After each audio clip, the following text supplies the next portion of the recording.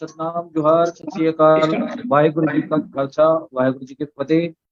भाई साहब, मानवता चैनल देख रहे सभी दर्शकों का बहुत बहुत स्वागत है। आज के खास कार्यक्रम में हमारे साथ जुड़ चुके चंद्रराम जांगड़े साहब का बहुत बहुत स्वागत है। आज की इस पटल पर रेखा कौशिक जी जुड़ गए हैं, बहुत बहुत स्वागत है। सतनाम कामिनी पुरैना जी जुड़ गए हैं, बहुत बहुत स्वागत है आज के इस कार्यक्रम में। हमारे बीच में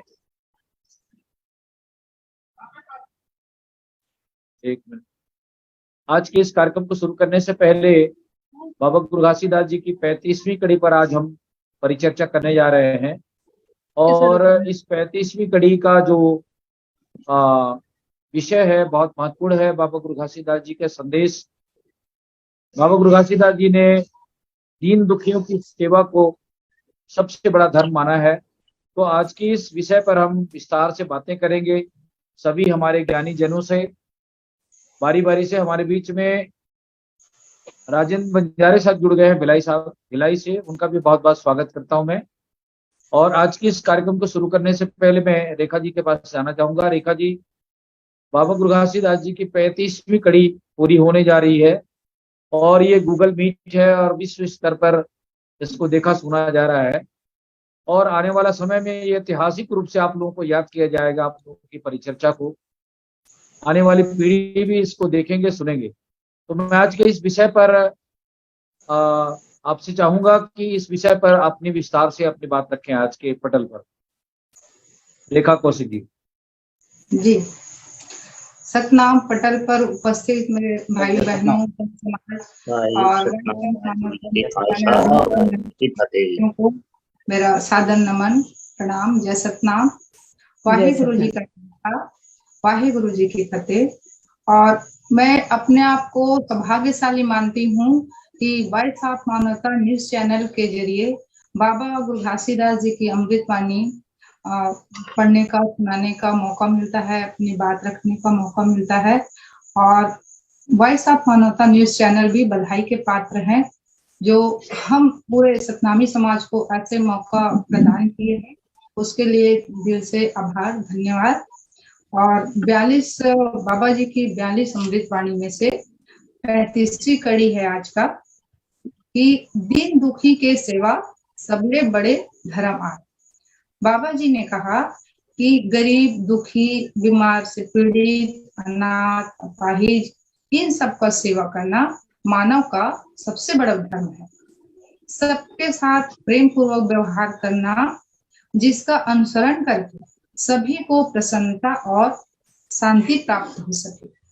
दूसरों के भावनाओं को समझना व किसी के भावनाओं को ठेस नहीं पहुंचाना और किसी के साथ छल कपट नहीं करना मानव का सबसे बड़ा धर्म है।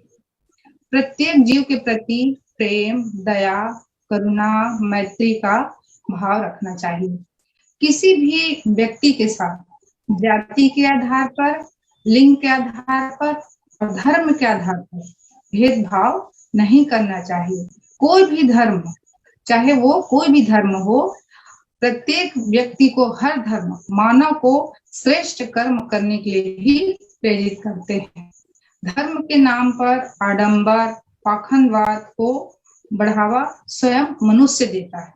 मंदिर में हजारों रुपए चढ़ावा चढ़ाने के बजाय भूखे को भोजन खिलाना, जरूरतमंद की मदद करना ज्यादा श्रेयकर है। मानव सेवा ही असली धर्म है। अपने दायित्व का निर्वहन करना, दूसरों के लिए जीवन को, मतलब दूसरे के जीवन को सार्थक बनाना ही सच्चा धर्म है। सत्य ही धर्म है। सत्य आचरण करना, सत्य व्यवहार करना मानव का पहला कर्तव्य है। धर्म के नाम पर अन्याय, अत्याचार करना पाप है। ठगी, चोरी, बेईमानी कर धर्म का नाम देना गलत है। धर्म के आड़ में ये सब कार्य करना भी गलत है। धर्म बाहरी रूप नहीं है। धर्म जीवन में आत्मसात करने की चीज है। बाहरी कर्मकांड धर्म नहीं होता। धर्म के नाम पर मंदिरों में पशुओं की बलि दी जाती थी। और पहले के समय में जिस टाइम अंग्रेजों का शासन था हमारे देश में, उस टाइम का घटना है ये सब। उस टाइम की जो धर्म की परिभाषा थी वो अभी के समय से बहुत भिन्न था। तो उसके बारे में मैं थोड़ा जिक्र करना चाहूंगी कि उस टाइम देवता को प्रसन्न करने के लिए नर बलि भी दिया जाता था, और गंगा दान जो जिसको ऊंचे वर्ग के लोग जो होते थे, वो छोटे तथाकथित जो छोटे तबका बोलते थे, उनसे प्रथम पुत्र को गंगा में बहाकर दान करवा दिया जाता था। वो गंगा दान के नाम से प्रचलित था। सती प्रथा भी एक कुरीति है। उस समय पति के जो मृत्यु के पश्चात स्त्री को जलाकर मार दिया जाता था, उसे सती प्रथा कहा जाता था। तो धर्म का ये सबसे कुरूप चेहरा था उस टाइम। देवदासी प्रथा, मंदिर में देवदासी प्रथा मानव को कलंकित करने वाली प्रथा थी।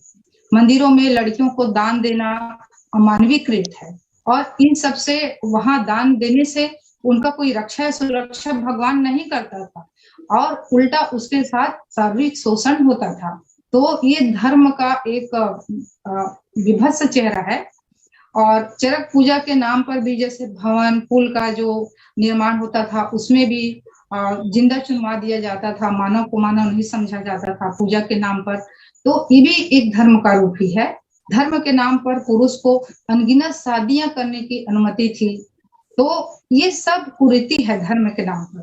तो बाबा जी ने इसी सबको कहा कि किसी का अन्याय करना, अत्याचार करना, अधर्म करना, ये धर्म नहीं है, ये तो अधर्म है।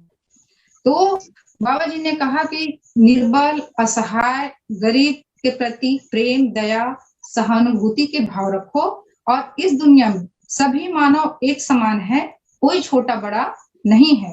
छोटा समझकर अत्याचार करना ठीक नहीं है, और ये मानव का धर्म भी नहीं है। मानव सेवा ही सच्ची सेवा है, उसकी उपासना है। मानव सेवा करने के लिए आपके मन में मानव के प्रति प्रेम और दया होना चाहिए। अपने व पराये का कोई भेद नहीं होना चाहिए। हर इंसान को यही प्रयास करना चाहिए कि वह सच्चे मन से पूरी ईमानदारी के साथ इंसान व जीवों के प्रति सेवा भाव रहे और दया करे। माता पिता और गुरु का सेवा सर्वोपरि माना गया है। माता पिता हमारे पालन पोषण से लेकर शिक्षा तक तथा अपने जीवन के अंतिम क्षण तक हमारा साथ निभाते हैं। वही इंसान सबसे अधिक दुखी होता है जो खुद पर आत्मविश्वास नहीं रखता, अपने आप पर भरोसा नहीं करता और दूसरों के फैसले को अधिक महत्व देता है। मनुष्य अपने जीवन ऊर्जा को सांसारिक वस्तुओं की प्राप्ति में लगा देता है, और अज्ञानतावश मनुष्य ऐसी गलती करता जाता है। जीवन जीने के लिए शरीर एक माध्यम के रूप में हमें मिला है। मानव जीवन पुरुष पिता के द्वारा दिया गया अनमोल उपहार है। अगर इंसान का शरीर स्वस्थ है तो उसे सारी दुनिया आनंदमय लगती है। अगर इंसान स्वस्थ नहीं है तो उसे धन दौलत या पूरी दुनिया बेकार लगती है। जहां तक संभव हो सके रोगी व्यक्ति और जरूरतमंद की जरूर मदद करें। दुनिया में अनेकों प्रकार के कष्टों से पीड़ित लोग मौजूद हैं। रोग ग्रसित होने से चैन सुकून छिन जाता है और पूंजी बिक जाती है। गरीब असहाय लोगों का तो मतलब किस्मत के भरोसे उनका जीवन चलता है, अर्थात मदद के अभाव में, इलाज के अभाव में मृत्यु तक हो जाती है। जैसे कोई सक्षम नहीं है, जैसे सुनने में, बोलने में, तो ऐसे व्यक्ति का जीवन भी कई प्रकार के कठिनाइयों से उनको गुजरना पड़ता है और जीवन निर्वहन करने के लिए दूसरों पर आश्रित होना पड़ता है। अपने परिवार के भरण पोषण भी दिक्कतों का सामना करना पड़ता है। यदि सही विकल्प मिल जाए तो बहुत हद तक अपने काम को वो करने में सक्षम हो जाते हैं। जैसे आजकल शिक्षित होकर जो शारीरिक सक्षम नहीं है वो भी अच्छे पद पर अभी कार्य कर रहे हैं और अपने परिवार का भी भरण पोषण कर रहे हैं और सम्मान पूर्वक भी जीवन बिता रहे हैं। जिस बच्चों के माता पिता जैसे जीवित नहीं है और बिल्कुल अनाथ हो गए हैं, तो ऐसे निराश्रित और अनाथ और दीनहीन जैसे बच्चे हैं, उनका सेवा करना चाहिए, सहायता करना चाहिए। छोटे बच्चों का जैसे अपहरण भी हो जाता है, उसको भीख मंगवाते हैं, तो वो भी एक समाज में दयनीय स्थिति है। और अनाथालय है जहाँ बच्चों को आश्रय दिया जाता है, जहाँ रहने खाने का उनका उचित प्रबंध करते हैं। तो ऐसे जगह में जरूर कुछ मदद करें अपने आर्थिक रूप से। और सड़क हादसे में जिनके माता पिता भी गुजर जाते हैं, तो ऐसे बच्चे भी अनाथ हो जाते हैं। और गंभीर बीमारी जैसे है माता पिता को, तो उसके पश्चात भी देहांत होने से बच्चे अनाथ हो जाते हैं। तो ऐसे सब जो है समाज में हालात हैं जिनके, उसके लिए जरूर मदद करनी चाहिए और सेवा का भाव रखना चाहिए। हम सबका मतलब नैतिक जिम्मेदारी बनती है सभी मानव समाज का, और हर संभव ऐसे लोगों का मदद करना चाहिए, क्योंकि मदद, दया और सहानुभूति के भाव से मनुष्य में ऊर्जा का एक प्रदान होता है, और आपके द्वारा जताया गया विश्वास, भरोसा उसके लिए जीवन में ऊर्जा का कार्य करता है। ये भी एक तरह से मदद है, सेवा भाव है। जैसे कि अपनी कमाई का कुछ हिस्सा सेवा में लगाना, सहायता करना, कुछ हिस्सा सन्मार्ग में व्यय करना, और जिससे मनुष्य का खुद का मन शांत होता है। और साधु जो है, संत है, वो सत ज्ञान करके अपना निर्वहन करते हैं, धर्म का दान करके, ज्ञान दान करके, और मनुष्य को सही मार्गदर्शन देते हैं। मानव का कर्तव्य है कि दीन दुखी का सेवा करना, सहायता करना, और मोह माया से दूर रहना, नशक्त रहना। दुनिया में सबसे बड़ा दुख है तो स्वयं के द्वारा, स्वयं के लिए वर्तमान या फिर बीते समय में उत्पन्न हुई कुछ ऐसी समस्या जिनको बाद में वही व्यक्ति विवश होकर झेलता है। यही सबसे बड़ा दुख का कारण भी होता है। जैसे कि अहंकार, मनुष्य को दिखता तो नहीं है, पर वह किसी रूप में दूसरे व्यक्ति से बेहतर स्थिति में है, चाहे वह पैसों के मामले में हो, पद के मामले में हो, शारीरिक गुण हो या खूबसूरती हो, समझदारी हो, जैसा भी हो। अहंकार से मुझे है या मेरे पास ज्यादा है से करके पीड़ित हो जाता है मनुष्य। तो उसे दुखी या अपने से नीचे वाले मनुष्य को देखकर उसके लिए सहानुभूति, दया या समभाव के भाव न आकर अपनी श्रेष्ठता के भाव अधिक आते हैं। ऐसे में वह और ज्यादा अहंकार से ग्रसित हो जाता है और अपनी काबिलियत पर घमंड करते हुए खुश होता है। तो बाबा जी ने कहा कि जीवन तो क्षणिक है, जो मनुष्य आया है उसको तो एक न एक दिन जाना पड़ेगा, लेकिन ये सब भावना नहीं हो तो ज्यादा बेहतर है। इतना कहकर मैं वाणी को विराम देती हूँ। सतनाम। बहुत बहुत शुक्रिया रेखा कौशिक जी, आज की इस परिचर्चा पर बहुत सुंदर विचार आपने रखने की कोशिश की है। आप हमारे साथ बने रहें। मैं आज की इस परिचर्चा पर अपने ड्यूटी में, मेरे ख्याल से ड्यूटी में है राजेंद्र बंजारे सर, मैं उनसे भी प्रतिक्रिया ले लेता हूं। बंजारे सर, आज के इस विषय पर मैं चाहूंगा कि आप अपनी प्रतिक्रिया दें। जी सतनाम जी सतनाम। वाहिगुरु सतनाम खालसा वाहिगुरु की फतेह। परम पूज्य गुरु बाबा घासीदास जी के 42 अमृतवाणी में से आज का 35वां अमृतवाणी है, दीन दुखियों की सेवा सबले बड़ा धर्म आए। इस एपिसोड को आगे बढ़ाने वाले हमारे वॉइस ऑफ मानवता चैनल के जो प्रसारण करने वाले और जन जन तक फैलाने वाले सभी संतों को मेरा साहेब जय सतनाम। दीन दुखी अर्थात निर्धन, विपन्न, गरीबहीन परम पूज्य गुरु घासीदास जी हमेशा दीन दुखी की सेवा के लिए तत्पर रहते थे और प्रत्येक व्यक्ति को सेवा करने की सलाह देते थे। गुरु घासीदास जी हमेशा कहते हैं कि दीन दुखियों की सेवा करना प्रत्येक व्यक्ति का कर्तव्य बनता है। इसलिए प्रत्येक व्यक्ति को चाहिए कि वह दीन दुखियों व लाचार लोगों की सहायता करने के लिए सलाह देते रहते। सबल यानी संपन्न लोगों को निर्धन यानी गरीब की सेवा कर अपने अहम को भुलाकर अपने अंदर छुपी हुई शक्ति को जागृत करने की सलाह देते रहते थे। अहम यानी अहंकार में कमी भी लाया जा सकता है। मैं मेरे के भाव को भी कम किया जा सकता है। दीन दुखियों की सेवा करना ही सच्ची भक्ति कहते हैं। दीन दुखियों की सेवा करना पुण्य का काम है। यह कार्य स्वयं करते थे और लोगों को भी इसी रास्ते में चलकर अपना कल्याण करने की सलाह देते थे। दीन दुखियों की सेवा से खुशियां मिलती है। दीन दुखियों की सेवा ही सच्ची पूजा होता है। दीन दुखी की सेवा के बिना मानव जीवन का कल्याण नहीं हो सकता। दीन दुखियों की सेवा ही सत्पुरुष की सच्ची सेवा होती है। हम एक सेवक है। मानव की सेवा धर्म हमारा है।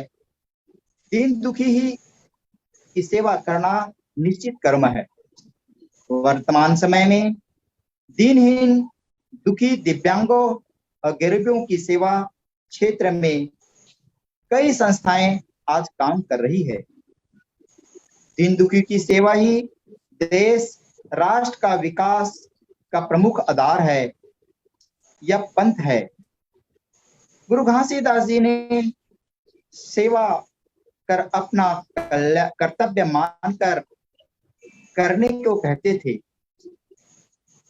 कहते हैं, पिछले एपिसोड में हमने कहा है, तरिया बना, दरिया बना, अनाथ घर बना, धर्मशाला बना, दुर्गम ला सरल बना।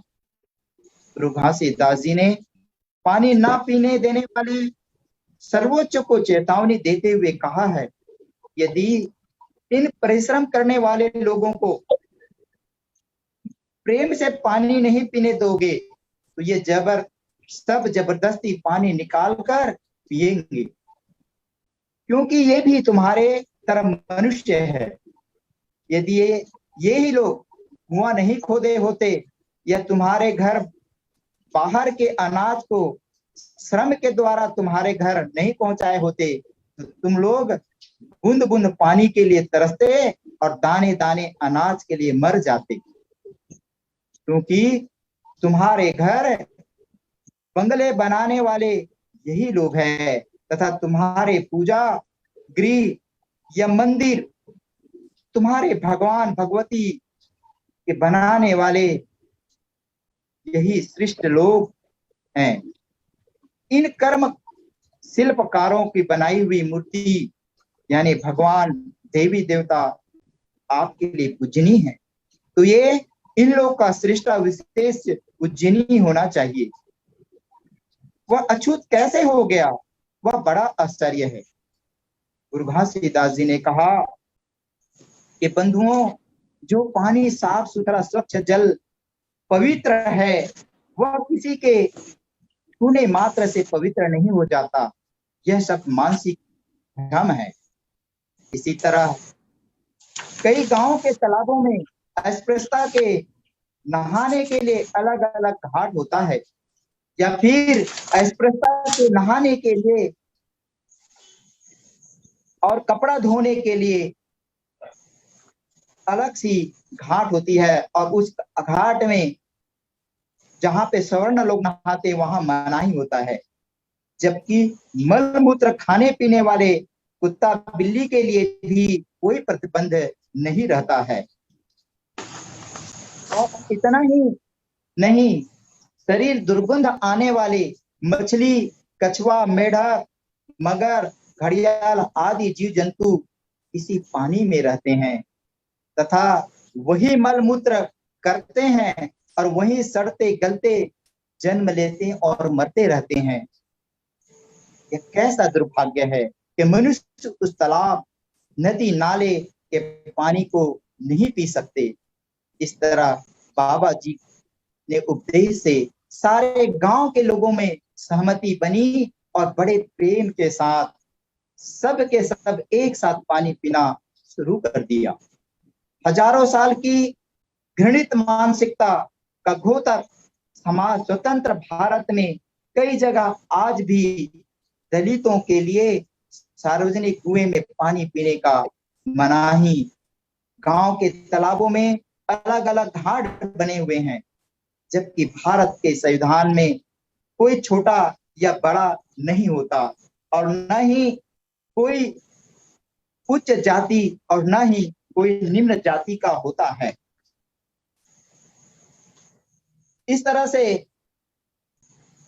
ये किसी छोटा बड़ा व उच्च मान्य एक वर्तमान समय में एक दंडनीय अपराध है, जिसकी परवाह आज हम अनेक लोग करते हैं और ऊंच नीच की भावना दुरुस्त जारी करते हैं।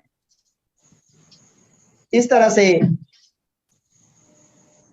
मानव की सेवा करना गुरु घासीदास जी का परम कर्तव्य हर मनुष्य को सेवा करने के लिए प्रेरित करते रहे, और हम सबका यही कर्तव्य होता है कि मानव की सेवा करके, दीन दुखियों का कल्याण करके अपना अहम की भावना को कम कर अपने जीवन को सफल बनाने का काम कर सकते हैं। इतना कहकर मैं अपना वाणी विराम करता हूँ। साहिब बहुत बहुत शुक्रिया राजेंद्र बंजारे सर, आज की इस विषय पर बहुत अच्छे विचार आपने आज की इस पटल पर रखने की कोशिश की है। जैसा कि बाबा गुरु घासीदास जी की 35वीं ये वाणी पूरी मानवता के लिए है, परोपकार का काम पूरी मानवता के लिए उनका ये संदेश बहुत ही महत्वपूर्ण है। और इस विषय पर मैं कामनी पुराना जी से चाहूंगा कि आज के इस विषय पर थोड़ी विस्तार से अपनी परिचर्चा पर अपने विचार रखें। जी जय सतनाम सर। मानवता चैनल पर जुड़े हुए श्रोताओं, दर्शकों, आयोजक मंडल, पटल पर उपस्थित संत भाइयों एवं बहनों को सादर नमन, जय सतनाम। आज की अमृतवाणी का विषय है दीन दुखी के सेवा सबले बड़े धर्म आय, अर्थात दीन दुखी, गरीब, असहाय, अनाथों की सेवा सबसे बड़ा धर्म होता है।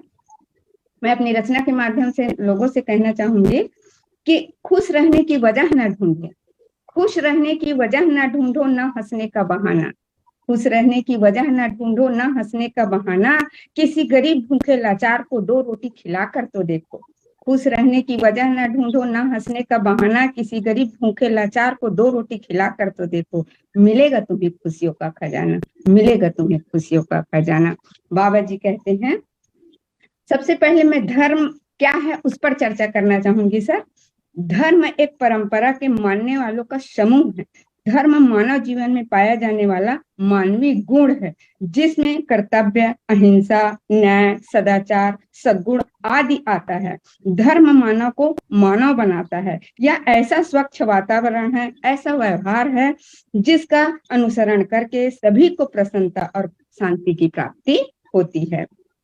मनुष्य में मनुष्यता बनाए रखने के लिए धर्म की आवश्यकता होती है, अन्यथा मनुष्य दिशाहीन होकर भटक जाएगा। धर्म के 5 आधार होते हैं: ज्ञान, प्रेम, न्याय, समर्पण और धीरज। मनुष्यता का सबसे पहला धर्म होता है इंसानियत। बाबा जी इसी इंसानियत को सबसे बड़ा धर्म मानते हुए कहते हैं अपनी अमृतवाणी में कि दीन दुखियों की सेवा करना ही सबसे बड़ा धर्म होता है। सबसे बड़ा धर्म होता है गृहस्थ जीवन का सबसे बड़ा धर्म होता है।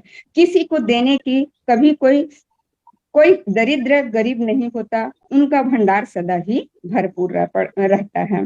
दीन दुखियों की सच्ची सेवा ही भगवान की सच्ची सेवा है। एक पुरानी कहावत है कि नर में नारायण बसते हैं, अर्थात प्रत्येक मनुष्य के शरीर में ईश्वर का वास होता है। इसलिए हमें अगर ईश्वर की सेवा करनी है तो गुरु की सेवा करनी है, उनकी आराधना करनी है, तो उनको प्रसन्न करना है, तो हमें गरीबों, असहायों और दीन दुखियों, निर्बलों अर्थात दीन दुखियों की सेवा करनी चाहिए। बाबा जी कहते हैं कि भले ही तुम दिन रात मेरी आराधना कर लो, मेरी सेवा कर लो, मेरा नाम ले लो, अगर तुम दीन दुखियों की सेवा नहीं कर सकते तो तुम मेरे तुम मुझे नहीं मानते, तुम उनके ऊपर अगर अत्याचार करते हो तो तुम कितनों भी मेरी आराधना करो, मैं प्रसन्न होने वाला नहीं हूं, मैं प्रसन्न नहीं होऊंगा। मुझे प्रसन्न करने के लिए, मेरे अनुयायी बनने के लिए, मेरे विचारों पर मानने के लिए, मेरे उद्देश्यों को और मेरे सिद्धांतों पर मानने के लिए आपको करना होगा कि दीन दुखियों की सेवा करनी होगी, निस्वार्थ भाव से करनी होगी। दूसरों की सेवा करना अपना लक्ष्य बना लीजिए, इसी से ही मैं प्रसन्न हो जाऊंगा। अपनी शक्ति, अपनी सामर्थ्य के अनुसार प्रत्येक व्यक्ति की सेवा करनी चाहिए और आपको करना चाहिए, चाहे वह शारीरिक हो, चाहे आर्थिक हो, चाहे मानसिक हो तथा सामाजिक हो, किसी भी रूप में आप सेवा दे सकते हैं। सेवा एक धर्म है, दूसरों का कल्याण है। आपके पास धन दौलत या उसका सदुपयोग है तो निर्धन लोगों की सेवा निर्धन लोगों को देना चाहिए। जो पढ़ने में असमर्थ हैं उन्हें पढ़ाना चाहिए। जीवों के प्रति दया भाव रखनी चाहिए। माता पिता की सेवा, असहाय बच्चों की सेवा, बुजुर्गों की सेवा, अपने माता पिता और की सेवा करना चाहिए, उनकी इच्छाओं के सम्मान करना चाहिए। अपने व्यस्त जिंदगी में भी अपने माँ बाप के लिए, अपने बुजुर्गों के लिए समय निकालना चाहिए। उनके असहाय होने पर उनके सामने उपलब्ध होना चाहिए, उनके खाने पीने का व्यवस्था करना चाहिए, उनके सुपाच्य भोजन की व्यवस्था करना चाहिए। ऐसा करके हम अपने बुजुर्गों की सेवा कर सकते हैं। चाहे सेवा किसी भी रूप में, चाहे माँ बाप की सेवा करो या समाज की सेवा करो या गरीबों की सेवा करो, सेवा ही सबसे बड़ा धर्म होता है। सेवा करने से क्या मिलता है, मैं उसको पॉइंट वाइज बताना चाहूंगी सर। कि सबसे पहले सेवा करने से, दूसरों की मदद करने से साइकोलॉजिकल फायदा पहुंचता है।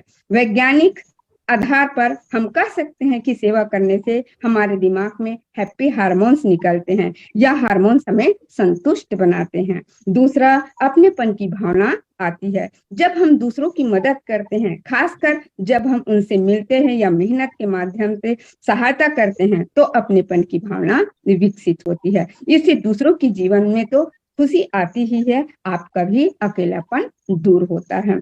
तीसरा, आपको जीवन का उद्देश्य समझ में आता है। दूसरों की मदद करने से आप खुद को पुरस्कृत महसूस करते हैं। आपको लगता है कि आपके जीवन में एक सकारात्मक उद्देश्य है और इस उद्देश्य ही आपका महत्वपूर्ण लक्ष्य बन जाता है। यही भावना आपके लिए बहुत महत्वपूर्ण होता है। चौथा, आपका नजरिया पॉजिटिव हो जाता है। जब आप किसी व्यक्ति की सेवा करते हैं या किसी की मदद करते हैं तो आपको उसके जीवन के झलक देखने को मिलती है। दूसरों की परिस्थितियां देखकर हमें एहसास होता है कि हम कितने सौभाग्यशाली हैं। इससे जीवन के प्रति सकारात्मक दृष्टिकोण उत्पन्न होता है। जैसे हम दूसरों की सेवा कर रहे हैं तो उनके जीवन को जानने का, समझने का, उनकी तकलीफों को, उनके एहसासों को जानने का हमें मौका मिलता है और इससे हमको ये एहसास होता है कि हम भी उससे ज्यादा अच्छे हैं, क्योंकि अपनी तकलीफ दूसरों की तकलीफ से देखेंगे तभी हमको समझ में आता है कि अपनी तकलीफ दूसरों की तकलीफ से कम है।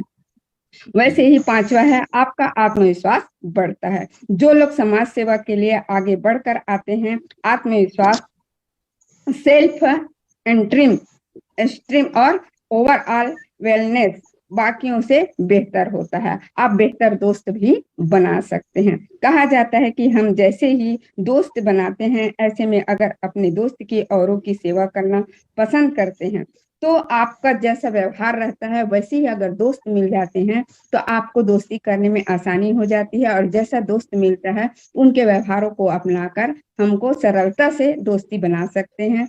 तो इस प्रकार हम दया, धर्म और दीन दुखियों की सेवा करके हमें अकेलापन भी दूर हो सकता है और कई प्रकार के फायदे होते हैं सर। तो इस प्रकार ये कहकर अपनी वाणी को विराम देना चाहूंगी। सादर नमन, जय सतनाम। बहुत बहुत शुक्रिया कामिनी पुरैना जी, आज के इस विषय पर आपने विस्तार से बातें रखी है। जैसे जैसे हम बाबा गुरु घासीदास की विचारों को हम चिंतन मनन के साथ उसकी गहराइयों तक जाते हैं और उसको अपने जीवन में आत्मसात करते हैं और वैसा ही अपने जीवन को अनुभव करते हैं, तो उसका एक सुखद अनुभव हमें मिलता है। हमारे बीच में पंडित जी बहुत देर से आप सब लोगों को सुन रहे हैं और काफी चिंतन करते हैं बाबा गुरु घासीदास जी के विचारों को। और अभी भी गिरौदपुरी के छाता पहाड़ में और जो औरा धोरा का धुनी है, वहां पे मेले के समय में 3 दिन 4 दिन वहां पे ध्यानरत रहते हैं। मैं चंद्राम जांगड़े साहब से चाहूंगा कि बाबा गुरु घासीदास जी को आपने जीवन में आत्मसात किया है, मैं उनके विचारों को सभी वक्ताओं के बाद में आपको अवसर दिया जा रहा है कि आप इस विषय को विस्तार से आज के इस पटल पर रखें। चंद्राम जांगड़े साहब। साहिब सतनाम, साहिब सतनाम सतनाम। संतों, सबसे बड़े मैं धन्यवाद करूंगा आज वाई साहब, मानवता चैनल के सिंह साहब को और कुर्रे साहब को, जो आज हमारे सतपुरुष पिता गुरु घासीदास के अमृतवाणी की जितने भी हम 42वां में आज हम 35वीं एपिसोड पे चर्चा कर रहे हैं कि दिन दुखियों का सेवा ही सच्ची सेवा धर्म है। मैं समस्त संतों का सादर नमन व सतनाम, सत श्री अकाल, वाहिगुरु की खालसा, वाहिगुरु की फतेह। संतों, ये हमारे लिए बड़ी सौभाग्य की बात है कि सतपुरुष पिता गुरु घासीदास की संदेश हम अंतर्राष्ट्रीय पटल पर रख करके बाबा जी की अमृतवाणी की विस्तार से हम चर्चा कर रहे हैं। ये समाज के लिए, मानव समाज के लिए बहुत ही खुशी का संदेश, उज्जवल भविष्यपुर है। संतों, दिन दुखियों की सेवा सतपुरुष पिता गुरु घासीदास ने हर एंगल से मानव सेवा को ही सच्चे धर्म और इसीलिए सतनाम का संदेश बताया। संतों, पुरुष पिता ने इसीलिए किसी भी संत को किसी नाम से नहीं पुकारा, समस्त समाज के मानव प्राणियों को हे संतों कह करके संबोधित किए हैं। पुरुष पिता गुरु घासीदास ने ओनली मानव के प्रति ही नहीं, सभी जीवों के प्रति प्रेम भाव जागृत करने के लिए मानव समाज को संदेश दिए हैं। संतों, मानव समाज सजग समाज है और इस समाज में हर एंगल से, हर स्थिति परिस्थिति से दुखी, वो शारीरिक दृष्टिकोण से हो, आर्थिक दृष्टिकोण से हो, शैक्षणिक दृष्टिकोण से हो या स्वास्थ्य के दृष्टिकोण से हो, इसी को दुखी कह करके उनके सहयोग की भावना को ही यदि हम उनके साथ आपसी भाईचारा ला करके यदि वो किसी भी दृष्टिकोण से दुखी है, यदि हम उनके दुख में सहयोग प्रदान करते हैं, उनको ढाढ़स देते हैं, उनमें प्रेम बांधते हैं, उसमें करुणा दया भाव जागृत करते हैं और उस दुख से उसको निवारण करते हैं और उज्जवल भविष्य की ओर ले जाते हैं, तो यही सच्ची मानव धर्म की पूजा और धर्म है। संतों, इसीलिए पुरुष पिता ने मानव समाज की सबसे बड़ी कुरीतियों को उखाड़ फेंकने की बात बोले। जितने भी व्यसन हैं उसको कोसों दूर फेंकने की बात बोले। सतपुरुष पिता गुरु घासीदास ने अध्यात्म को बल दिए, स्वास्थ्य जीवन जीने के लिए, लंबी आयु जीने के लिए सभी संतों को, मानव समाज को व्यसन त्यागने के लिए, स्वस्थ रहने के लिए आध्यात्मिक की ओर प्रेरित किए। यदि हम आध्यात्मिक की ओर जाते हैं संतों, तो हमें एक ऐसी शक्ति प्रदान होता है जो एक दूसरे के प्रति प्रेम, दया, करुणा, किसी भी प्रकार का असहाय है उसको सहयोग करने के लिए हम तत्पर होते हैं। ऐसे हमें एक सबल प्राप्त होता है अध्यात्म से।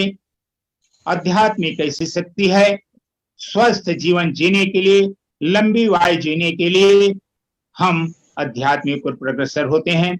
और संतों, उसमें सबसे बड़ा चीज सतपुरुष पिता गुरु घासीदास ने जो संदेश दिया, सात्विक भोजन।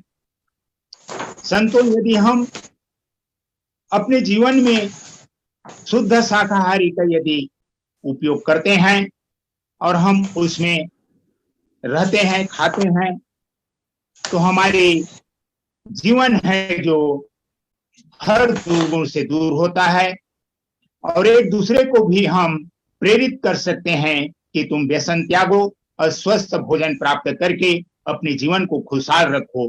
इस प्रकार हम जब अपने ऊपर में हम यदि उस स्थिति परिस्थिति को, बाबा जी के बताए हुए मार्ग को अपने ऊपर यदि आत्मसात करते हैं और तभी हम सच्चे अनुयायी व सच्चे दीन दुखियों का हम सेवा प्रदान कर सकते हैं।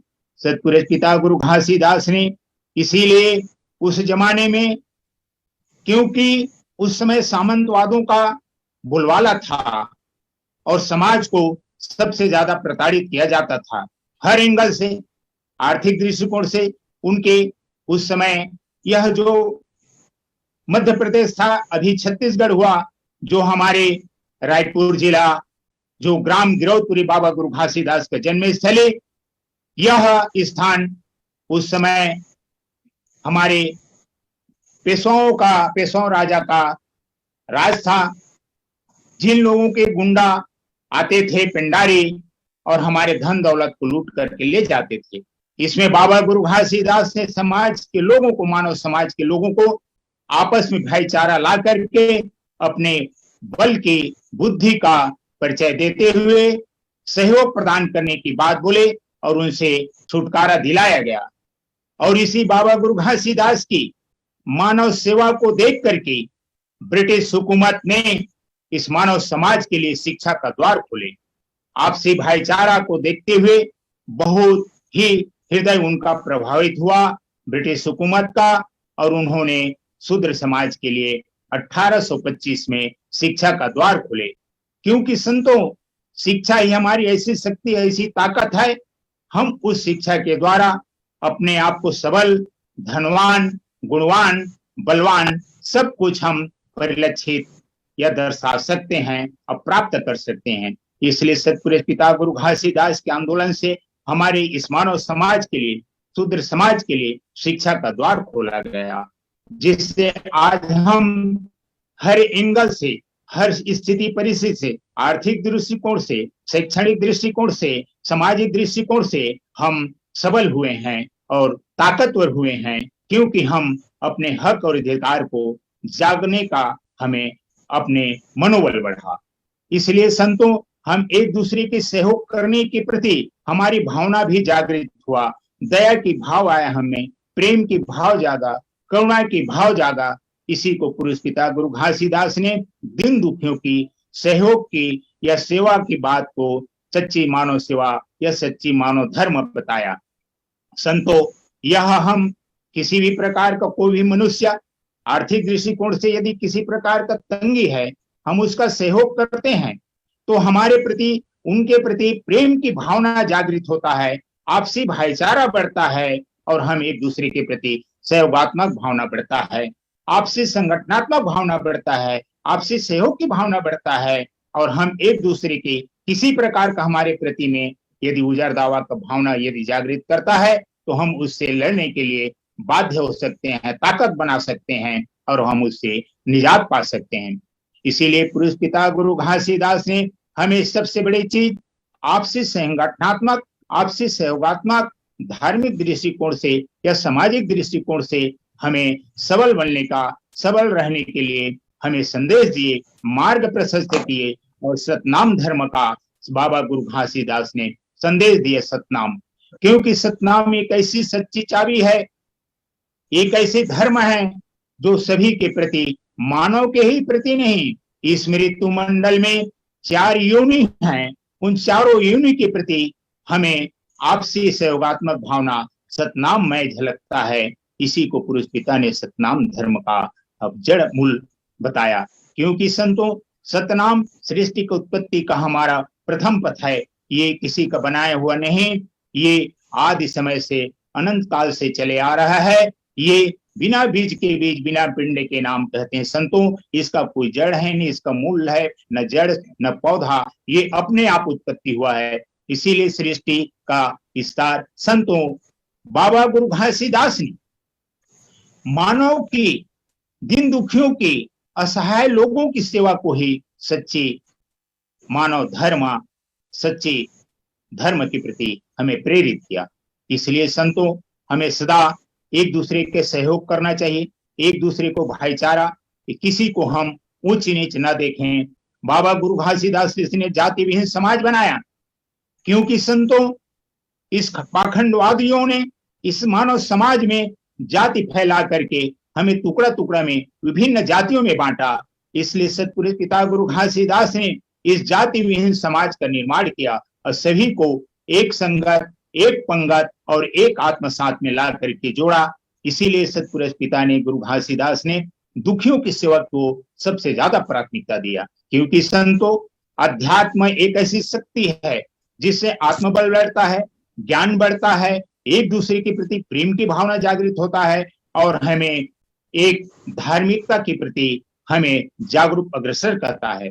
क्योंकि संतों इसमें हम गुरुओं की सेवा के प्रति विशेष हमें प्रेम की भावना जागृत होता है, अपने परिवार के प्रति भावना जागृत होता है, अथक माता पिता की सेवा हमें करना नितांत आवश्यक है।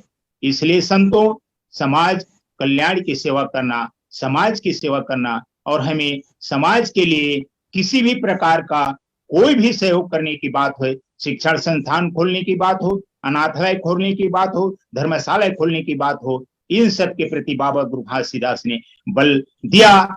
जिस तरीका से सतपुरुष पिता गुरु घासीदास ने हमारे तिलासीपुरी भंडारपुरी जो हमारी जगह है वहां पर संतों उस समय में, उस जमाने में जो लेप्रोसी से ग्रसित थे उनको सतपुरुष पिता गुरु घासीदास ने अमृत जल दे करके उस तालाब में, जो छिन्हा तालाब के नाम से जाना जाता था, आज वो छिन्हा तालाब, डोंगिया तालाब, बगबुड़ा 3 तालाब है संतों, उसके किनारे पर जितने भी लेप्रोसी थे उनको सतपुरुष पिता गुरु घासीदास ने निर्मल स्वतंत्र काया दिया और उससे भाईचारा बढ़ाया। तो इस तरीका से संतों उस दुखी लोगों ने मानव समाज में आकर सम्मिलित हुए और आपसी प्रेम भाव जागृत हुए। तो इस तरीका से बाबा गुरु घासीदास का संदेश हमें ये परिलक्षित करता है, ये दर्शाता है कि हमें उनके बताए हुए मार्ग को आत्मसात करें। आत्मसात करेंगे तभी हमें बुद्धि मिलेगा, सहयोग की भावना बढ़ेगा। क्योंकि संतों जब तक हम उनके बात को, बाबा गुरु घासीदास के बताए हुए मार्ग को यदि हम आत्मसात नहीं करते हैं, ऐसी हम भजन कीर्तन में ऐसी हम अपना समय बिता देंगे तो उससे हमें कोई परिलक्षित नहीं कह सकते, किसी प्रकार का हमारे प्रति दया नहीं। क्योंकि संतों सबसे बड़ी चीज, हमारी सबसे बड़ी क्रोध होता है वह हमारे व्यसन है, और उस व्यसन को जब तक हम नहीं त्यागते हैं तो हमारे प्रति में सात्विकता की भावना, प्रेम की भावना नहीं जागता है संतों। जिस तरीका से पाखंडवादियों ने हमारे बीच में आज यह व्यसन की चीज को प्रफुल्लित किया है, ये हमारे लिए बहुत ही घातक है। इसीलिए संतों इनको मालूम है जिस दिन यह सतनामी समाज, यह मानव समाज यदि यह व्यसन से मुक्ति प्राप्त कर लेता है तो हमारा उसी दिन इस दुनिया से, इस भारत भूमि से हमारा खैर नहीं है। इसलिए संतों मैं विशेष निवेदन और प्रार्थना करना चाहता हूं, जो भी मेरे संते इस शब्द, इस वाणी मेरे सुन रहे हैं या जहां तक मेरी आवाज या सुनने को जा रहा है, मैं सभी समाज, मानव समाज से निवेदन करता हूं, प्रार्थना करता हूं, हमें सबसे ज्यादा व्यसन को त्याग करना चाहिए। तभी आज हम इस पाखंडवाद से लड़ सकते हैं और जूझ सकते हैं, हम उससे विजय प्राप्त कर सकते हैं। जब तक हम विजय प्राप्त नहीं करेंगे संतों, तो आज अभी देख रहे हैं वर्तमान स्थिति, हमें लूट लूट करके खा रहे हैं, हमारे देश को बेचने में लगे हुए हैं। इसलिए मेरी इस मानव समाज से विशेष प्रार्थना है कि हमें जितने भी बुद्धिजीवी हैं, जितने भी ज्ञानी लोग हैं, जितने भी संत हैं, सभी से मेरा विशेष प्रार्थना और आग्रह है कि सब व्यसन त्यागें और आपसी भाईचारा को बल दें। इतना ही कह के मैं अपना वाणी यही विराम करता हूं। तभी हम बाबा जी का सच्चे अनुयायी और सच्चे दुखी और भूखी का सेवा प्रदान कर सकते हैं संतों। यही हमारा सच्ची धर्म होगा और सच्ची संदेश होगा। इतना कह के मैं अपने वाणी को विराम करता हूँ। सभी मेरे वॉइस ऑफ मानवता चैनल के संतों को मेरा सादर नमन। सतनाम, वाहेगुरु की खालसा, वाहेगुरु की फतेह। साहेब सतनाम, जय सतनाम। जय सतनाम सर। बहुत बहुत शुक्रिया चंद्राम जांगड़े साहब, आपने ओजस्वी वाणी के माध्यम से आज की इस परिचर्चा पर बहुत विस्तार से अपनी बातें कही है। जिस ढंग से उत्तर भारत के हमारे सतनामियों के द्वारा अभी श्रवण मास में छोटे छोटे बच्चों को सतनाम की ध्यान साधना कराई जा रही है। अभी हम लोगों ने परसों इस पर एक परिचर्चा किया था ध्यान साधना के संदर्भ में। उस दिन मैं आप सब लोगों को आमंत्रित नहीं कर पाया था, लेकिन उत्तर भारत से कुछ साथी हमारे साथ जुड़े थे और इस पर और फिर से हम विस्तार से बातें करने की कोशिश करेंगे। हो सके तो हम कल सोमवार को इसको कर लेते हैं और वहाँ छोटे छोटे बच्चों को 1 घंटे 2 घंटे सिर में कपड़ा रख करके उन्हें सतनाम ध्यान साधना की श्रवण मास में आराधना कराई जा रही है। और वहाँ उत्तर भारत के सतनामियों में, हमारे बच्चों में, महिलाओं में, परिवार के बीच में ये लगातार अभी ध्यान साधना चल रही है, सतनाम ध्यान साधना। वैसे ही हमारे छत्तीसगढ़ के समाज के बीच में भी ये परिपाटी करने की जरूरत है, क्योंकि 1672 में जो हमारे जो सतनामी शहीद हुए थे औरंगजेब की उस यात्रा से, उसकी याद में गुरु पूर्णिमा के अवसर में श्रवण मास में ये ध्यान साधना कराई जाती है। इस विषय पर हम अलग से एक एपिसोड करेंगे। और आज की इस परिचर्चा का समय, ज्ञानवाणी की इस परिचर्चा पर हमारा समय पता ही नहीं चलता है कि हम कब हमारा समय नजदीक आ जाता है। आज की इस परिचर्चा पर फिर से संक्षिप्त में, सारांश में, कम शब्दों में अपनी बात रखने के लिए विस्तार से बातें तो हो चुकी है। आज के इस विषय पर मैं रेखा जी से और कामिनी पुराना जी से, राजेंद्र जी से संक्षिप्त में आज की इस महत्वपूर्ण परिचर्चा पर कम शब्दों में और सारगर्भित शब्दों में आज के इस विषय पर अपनी बात रखने की फिर से आग्रह करता हूं। रेखा जी। जी सतनाम। बाबा जी ने कहा कि जीवन में दुखों से यदि मुक्ति चाहते हो तो उस पुरस पिता की उपासना करो। संतों के सत्संग संतों की सत्संग और भक्ति, भगवान की भक्ति अर्थात पुरस पिता सतनाम की भक्ति बेहद जरूरी है। जो व्यक्ति सच्चे मन से सत्संग और भक्ति करता है तो उस मनुष्य का मन शांत हो जाता है और ऐसे मनुष्य दुख और सुख को समभाव मानता है। शरीर तो है तब तक समस्याएं रहेंगी और आत्मा है, आत्मा शरीर से अलग नहीं है और आत्मा जब तक शरीर में हमारे निवासरत है तब तक समस्याएं खत्म नहीं हो सकती। तो जो व्यक्ति स्वयं पर विजय पा लिए तो उसे सुख और दुख दोनों समभाव लगता है। जिसके भीतर आत्मदृष्टि होगी वह कभी भी अपने मन में भय नहीं रखेगा और असुरक्षा का भाव नहीं रखेगा और जीवन को आनंद महसूस करेगा अपने जीवन में। बाबा जी ने कहा कि सेवा भाव के जरिए समाज में व्याप्त कुरीतियों को जड़ से समाप्त किया जा सकता है और बाबा जी ने अपने जीवन काल में ऐसे करके उन्होंने समाज को दिखाया भी। असल में सेवा भाव आपसी सद्भाव का वाहक है, क्योंकि हम सेवा करेंगे, आपसी मेल जोल बढ़ाएंगे तो ये आपसी सद्भाव को ही बढ़ावा मिलेगा। हम एक दूसरे के प्रति सेवा का भाव रखते हैं तब द्वेष का भावना स्वतः ही समाप्त हो जाता है और सेवा से बड़ा परोपकार नहीं है जिसे हर मानव को अंगीकार करना चाहिए। बिना सेवा भाव के मनुष्य जीवन में सफल नहीं हो सकता। निस्वार्थ भाव से सेवा करने से किसी का हृदय आसानी से परिवर्तन किया जा सकता है और ये बाबा जी ने अपने जीवन काल में करके दिखाया। सभी मानव को अलग अलग जो जाति है उसको एक करके दिखाया बाबा गुरु घासीदास ने सेवा भाव से, क्योंकि मानव एक समान का जो उसका मुहिम चला उसमें सब सतनाम को आत्मसात किए और एक होकर चलने लगे। सेवा भाव आत्म संतोष का वाहक भी बनता है और संपर्क में आने वाले लोगों के बीच में अच्छाई का संदेश स्वतः ही उजागर होने लगता है और समाज को नई दिशा और नई दशा देने का बाबा जी ने प्रयास किया। सामाजिक, आर्थिक सभी रूपों में सेवा भाव अपनी अलग महत्ता रखता है। सेवा भाव से ही पुनीत कार्य किया जा सकता है। बाबा जी ने कहा, व्यक्ति को कभी भी मानवता से विश्वास नहीं खोना चाहिए। प्रत्येक मनुष्य को हमेशा मानवता की ही सेवा करना चाहिए और जीवन व्यतीत करना चाहिए, क्योंकि मानवता इंसान का सिर्फ अच्छा गुण ही नहीं बल्कि उसका धर्म भी है। सभी धर्मों में मानव सेवा को ईश्वर की सेवा बताया गया है। बस सच्चे मन से पूरी ईमानदारी के साथ बाबा जी ने इंसान, सभी जीव जंतु, पशु पक्षी की उन्होंने ताउम्र सेवा की और संपूर्ण मानव समाज को ईश्वर प्रेरित किए। उन्होंने कहा कि मानव जब तक जीवित रहेगा तब तक दुख और सुख का अनुभव करते ही रहेगा।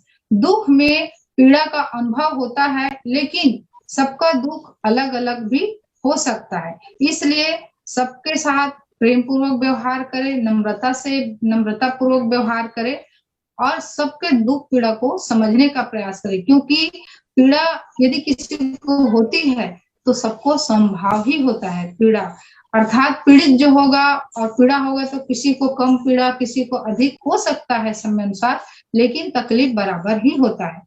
और इतना कहकर अपनी वाणी को राम देती हूँ। सतनाम।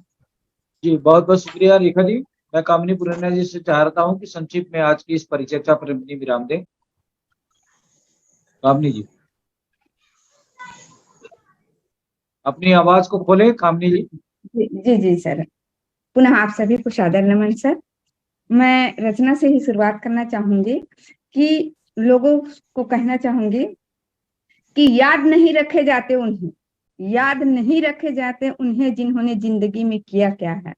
याद नहीं रखे जाते उन्हें जिन्होंने जिंदगी में किया क्या है। याद उन्हें रखे जाते हैं जो जिंदगी में गैरों के लिए किया क्या है। याद उन्हें रखे जाते हैं जो जिन्होंने जिंदगी में दूसरों के लिए किया क्या है।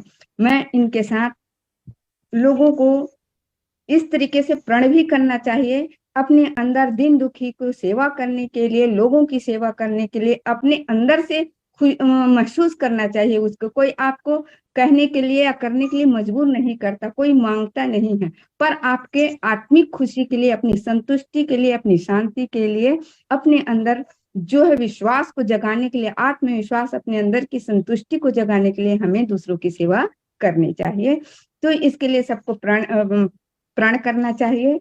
मैं अपनी रचना के माध्यम से कहना चाहूंगी कि रचना का शीर्षक है कामना। नमन करूं हे जगत गुरु आशीष दे सुख पाऊं। नमन करूं हे जगत गुरु आशीष दे सुख पाऊं। चरण कमल पर माथ नुआऊं, जीवन सफल बनाऊं। नमन करूं हे जगत गुरु आशीष दे सुख पाऊं। चरण कमल पर माथ नुआऊं, जीवन सफल बनाऊं। मेरी यही कामना है गुरुजी, एक अच्छा इंसान बन जाऊं। मेरी यही कामना है गुरुजी, एक अच्छा इंसान बन जाऊं। प्यासे को पानी पिलाऊं और पुण्य को कमाऊं। प्यासे को पानी पिलाऊं और पुण्य को कमाऊं। भूखे को भोजन खिलाऊं और दानी बन जाऊं। प्यासे को पानी पिलाऊं और पुण्य को कमाऊं। भूखे को भोजन खिलाऊं और दानी बन जाऊं। मेरी यही कामना है गुरुजी, मैं एक अच्छा इंसान बन जाऊं। मेरी यही कामना है गुरुजी, एक अच्छा इंसान बन जाऊं। काम क्रोध लोभ मोह को भुलाकर सत्पंथी बन जाऊं। काम क्रोध लोभ मोह को भुलाकर सत्पंथी बन जाऊं। करूं सम्मान दूसरों का मैं भी सम्माननीय बन जाऊं। करूं सम्मान दूसरों का मैं भी सम्माननीय बन जाऊं। मेरी यही कामना है गुरुजी, एक अच्छा इंसान बन जाऊं। मेरी यही कामना है गुरुजी। दीनहीन पर दया करूं, करुणा को बरसाऊं। दीनहीन पर दया करूं, करुणा को बरसाऊं। माता पिता का सेवा करूं और सेवक बन जाऊं। दीनहीन पर दया करूं, करुणा को बरसाऊं। माता पिता का सेवा करूं और सेवक बन जाऊं। मेरी यही कामना है गुरुजी, एक अच्छा इंसान बन जाऊं। मेरी यही कामना है गुरुजी। लोगों को सत्य मार्ग की शिक्षा देकर मैं भी शिक्षक बन जाऊं। लोगों को सत्य मार्ग की शिक्षा देकर मैं भी शिक्षक बन जाऊं। आपके प्रेरणा पर चलकर मैं भी प्रेरक बन जाऊं। आपके प्रेरणा पर चलकर मैं भी प्रेरक बन जाऊं। मेरी यही कामना है गुरुजी, एक अच्छा इंसान बन जाऊं। अच्छे कर्म को अपनाकर कर्म योगी बन जाऊं। अच्छे कर्म को अपनाकर कर्म योगी बन जाऊं, सत्य धर्म के मार्ग पर चलकर सच्चा सतनामी कहलाऊं। मेरी यही कामना है गुरुजी, एक अच्छा इंसान बन जाऊं। मेरी यही कामना है गुरुजी, एक अच्छा इंसान बन जाऊं। इस प्रकार लोगों को अपने अंदर से प्रण करना चाहिए। 2 लाइन भी और कहना चाहूंगी सर, कि दूसरों की मदद करने के लिए अपना समय, पैसा या ऊर्जा स्वेच्छा से देने से न केवल दुनिया बेहतर बनती है, बल्कि यह आपको और बेहतर बनाती है। अध्ययनों के संकेत से पता चला है कि इस समुदाय का जो भी चीज हम वापस देते हैं, देने का कार्य ही आपकी खुशी है, स्वास्थ्य और कल्याण की भावना को बढ़ाता है। इन्हीं अपने शब्दों के साथ अपनी वाणी को विराम देना चाहूंगी। बहुत बहुत शुक्रिया कामनी पुराना जी, हमारा समय भी इजाजत हमें नहीं दे रहा है। मैं आज की इस परिचर्चा को समाप्त करने के लिए लास्ट कमेंट के रूप में राजेंद्र बंजारे साहब से चाहूंगा कि संक्षिप्त में, कम शब्दों में आज की इस परिचर्चा पर अपनी विराम दें। बंजारे सर। जी सर।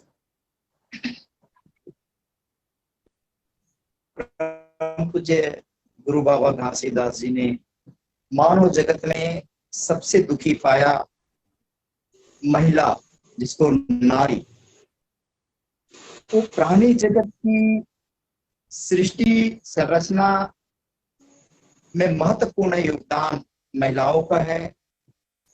वह बच्चों को 9 महीने तक गर्भ में रखती है और रख कर पैदा कर इतना दुख सहन करके पुरुषों को समय पर खाना खिलाती है और बाल बच्चों को सेवा भी करती है। इनके दुख को समझ करके गुरु बाबा घासीदास जी ने कहा है कि नारी सम्मान बहुत महत्वपूर्ण है। इसलिए गुरु बाबा घासीदास जी कहते हैं कि महिला और पुरुष दोनों का सम्मान करना चाहिए। समान का अधिकार है महिलाओं पे, हमारा बहुत ही भागीदारी है। ये अपने लिए दुख सहन करके दूसरों को सहयोग प्रदान करते हैं। बाबा गुरु घासीदास जी एक वैज्ञानिक तो थे ही, साथ साथ एक वैद्य थे, प्राकृतिक वैद्य। उस प्राकृतिक वैद्यों के हर मनुष्य के अंदर जो प्राकृतिक रूप में एक 5 तत्व हमारे शरीर के अंदर रहता है, यह 5 तत्व जो शरीर है उसमें किसी भी की कमी होने से समान रूप से बराबर मात्रा में रहती है, जितनी मात्रा हमारे शरीर में रहती है। और उस मात्रा के कारण जब भी कमी और बेइज्जती हो जाता है तो हम बीमार पड़ जाते हैं और हम जो है उसका इलाज ना करके वैद्य के पास जाते हैं, अंधविश्वास रूढ़िवाद में जाते हैं। हमारी माता बहनें इसमें सबसे ज्यादा है। तो सबसे ज्यादा दुखी देखा, उनको दुख को दूर करने के लिए इलाज चालू किया। अंधविश्वास रूढ़िवाद में हमारी माँ बहन सभी फंसे हुए हैं।